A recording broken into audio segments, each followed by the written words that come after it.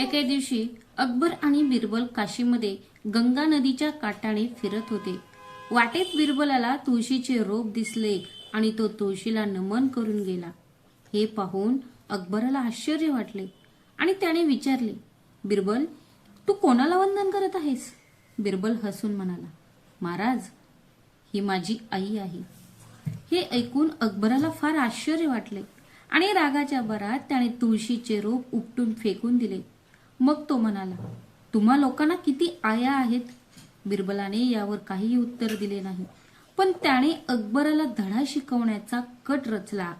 थोडे पुढे गेल्यावर विंचूपान वनस्पती म्हणजेच दौंडिया दिसली. मित्रांनो, दौंडिया वनस्पती ही तीच वनस्पती आहे. आपल्या शरीरात त्याचा अगदी थोडा स्पर्श केल्यास तीव्र खाज सुटते. यावेळी बिरबलाने त्या झाडाकडे पाहिले. त्याच्या समोर उभे राहा आणि त्याला नमन करायला सुरुवात केली. हे पाहून अकबराने विचारले, हे कोण आहेत? बिरबलाने उत्तर दिले, महाराज, हे आमचे वडील आहेत. हे ऐकून अकबर पुन्हा संतापला. रागाच्या भरात त्याने काटेरी झुडपाचे पान सुद्धा उपटण्याचा प्रयत्न केला, पण ते झाड उपटले नाही. पण त्याची पाने अकबराच्या हातांना आणि शरीराच्या इतर पवित्र भागांना लागल्याने त्याच्या हातांना आणि शरीराला तीव्र खाज सुटली. अकबराने घाबरून विचारले, बिरबल, हे काय आहे?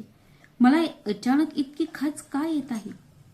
बिरबल हसून म्हणाला, महाराज, तुम्ही माझी आई तुळशीला मुळासकट उपटून फेकून दिले, म्हणून माझे वडील क्रोधित झाले आणि त्यांनी तुम्हाला शिक्षा दिली. खाजेमुळे अकबराची अवस्था खूपच वाईट झाली होती. त्याने आपले संपूर्ण शरीर खाजवून लाल केले. वैतागून तो म्हणाला, बिरबल, मला लवकर काहीतरी सांग. या खाजेमुळे मला वेदना होत आहेत. बिरबल म्हणाला, यावर उपाय आहे, पण ती आपली दुसरी आई सुद्धा आहे. आता आपल्याला तिच्याकडेच दाद मागावी लागेल. अकबर पटकन म्हणाला, मग उशीर करू नकोस. मला लवकर उपाय सांग. जवळच उभ्या असलेल्या एका गायीकडे बोट दाखवत बिरबल म्हणाला, ही आपली गाय आहे. तुझ्या वेदना कमी करण्यासाठी औषध मिळावे म्हणून तू तिची प्रार्थना कर. अकबराने प्रार्थना करताच गायीने तिथेच शेण पसरवले. बिरबल म्हणाला, महाराज, आता हे शेण तुमच्या शरीराला लावा.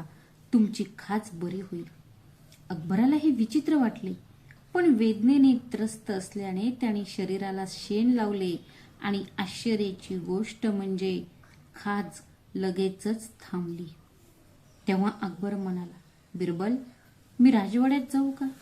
बिरबल हसून म्हणाला, नाही महाराज, आम्हाला आणखी एक आई आहे, गंगा माता.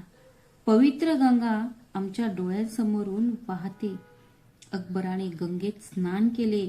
गंगेत स्नान केल्यावर अकबराला ताजेतवाने आणि शांत वाटले. त्याने अत्यंत भावुक होऊन बिरबलाकडे पाहिले आणि म्हटले, बिरबल, आज तू मला एक अनमोल भेट दिली आहेस. तू मला एक धडा शिकवला आहेस.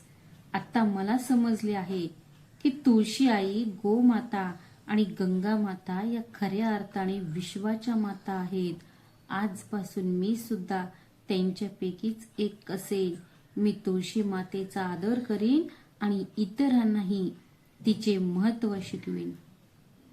मित्रांनो, ही कथा तुम्हाला कशी वाटली? आवडल्यास व्हिडिओला लाईक करा, शेअर करा आणि आमच्या चॅनलला सबस्क्राईब करायला विसरू नका. भेटूया अशाच आणखी एका नवीन कथेत. तोपर्यंत स्वतःची आणि तुमच्या प्रियजनांची काळजी घ्या. श्री स्वामी समर्थ. धन्यवाद.